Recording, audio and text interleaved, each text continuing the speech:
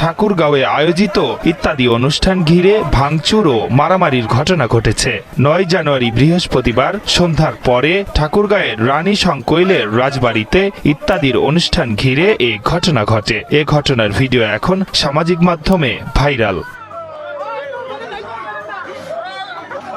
জানা গেছে, ঠাকুরগাঁও জেলা জুড়ে প্রায় 2000 প্রবেশ পাসের ব্যবস্থা করেছিল ইত্যাদি কর্তৃপক্ষ। তবে অনুষ্ঠানে লাখো মানুষের সমাগম হয়। এক পর্যায়ে চেয়ারে বসাকে কেন্দ্র করে অনুষ্ঠানে বিশৃঙ্খলা সৃষ্টি হলে ভাঙচুর ও মারামারির ঘটনা ঘটে। কর্তৃপক্ষ একাধিকবার পরিস্থিতি শান্ত করার চেষ্টা করেও ব্যর্থ হয়। উপায় না পেয়ে অনুষ্ঠানের মাঝপথে এসে স্থগিত করতে বাধ্য হয় কর্তৃপক্ষ।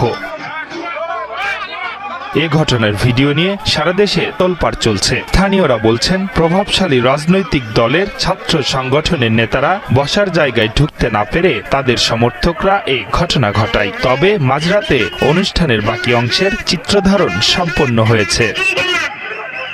ইত্যাদি অনুষ্ঠানকে ঘিরে এমন বিচ্ছিন্ন ঘটনা নতুন নয়। ময়মনসিংহ, বরিশাল সহ নানা স্থানে এমন ঘটনার ভুক্তভোগী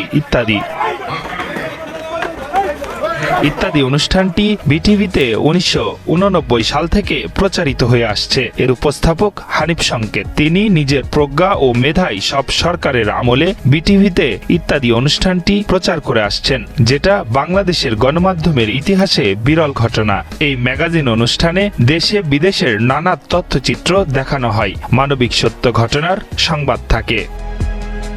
আশরাফুল ইসলাম, 71।